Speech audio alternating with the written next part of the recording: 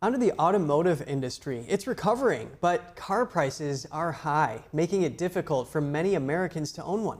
To help us navigate this important topic, we speak to Lauren Fix. She's an automotive expert for Car Coach Reports. Okay. Lauren, hi, good morning to you. Thanks for being here. So what's the status of the auto industry right now? Are supply chains improving? What can you tell us?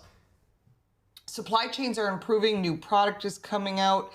People are looking at hybrid options, and the used car market's still pretty strong, which is good because the price was certainly out of control in the past. It looks like the price of used cars have dropped just a little bit. Yeah, and Lauren, we point to Carl Brower. He's an analyst at the car search engine IC Cars. He picks 20,000 as a number, and he says that in 2019, half of the used cars fit in that price range. But now in 2023, that just plummeted down to only like 13%. So your comment on that first before we move on. Well, I've worked with Carl before, and he's spot on when it comes to that. Because what you have to realize is that when consumers could afford cars previous to COVID, the prices, there was a lot of options. There's not a lot of options right now. The average cost of a vehicle is almost $50,000. And while the government's pushing toward electric vehicles, consumers can't afford new cars when the average price of an electric vehicle is around $66,000. Yes, you can get both of them less expensive and more expensive, but you have to look at the average price. Then you've got interest rates going higher, and there's a lot of uncertainty going on until the election is over with, and people are concerned. I could lose my job. I could find myself in a different financial position. So people are just pulling back in general. And when you're talking about supply and demand, the demand is there, but the supply is not. Because remember, we had a time period where there was a shortage of cars. So that translates, as I predicted, that down the road, which would be 2024 and 2025, that we would have less vehicles available to us. And the reason for that is obviously when there were less cars being sold, and those that were being sold at higher prices, people are either buying their vehicles off the lease, or when they do trade them in, this is what ends up happening, is that for consumers, there are less options. Okay, let's take this now. We just look at this. This is a pandemic that caused all this inflation and everything. And then what are some solutions? Well, there was a chip shortage for sure, and that is something that was a massive issue. And we had that because we were making our chips here, then we sent them overseas to be made into China and Taiwan. And because of that, everyone thought no one's going to buy cars during the pandemic. Who would consider a car? Well, it ended up a lot of people wanted to purchase cars either to escape big cities or they just decided it was time for whatever reason.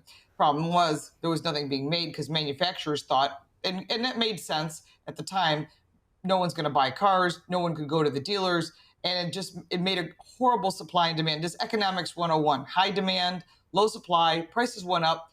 Even I sold a used car at a record selling price and I was shocked, but people wanted vehicles and they wanted to escape. Well, now that they're finally caught up, the chips are starting hopefully to be made here in the US back this way again. But in the interim, the cost of cars got more expensive. Electric car demands from the federal government were being pushed very heavily, especially in states like New York and California. And consumers are like, I can't afford a $60,000 car. I have to look at what makes sense for my family. And most people are keeping their vehicles longer. So the average life of a car right now, the average ownership is as long as 15 years. So that's a long time to keep a car. But if you maintain it, it will last. There's good product out there. And as manufacturers put out new products from all brands, they're all trying to capture the same audience. Problem is their brand loyalty is not what it was in the past, where if you were a Ford person, you were always a Ford person. So people look for longer warranties. Yeah, I'm following what you're saying here, Lauren. And so you laid out a lot of the cause and effect that we're seeing here. What can be done to make a car more attainable? You can talk a little bit more on policy or just the average consumer. Maybe they can do something.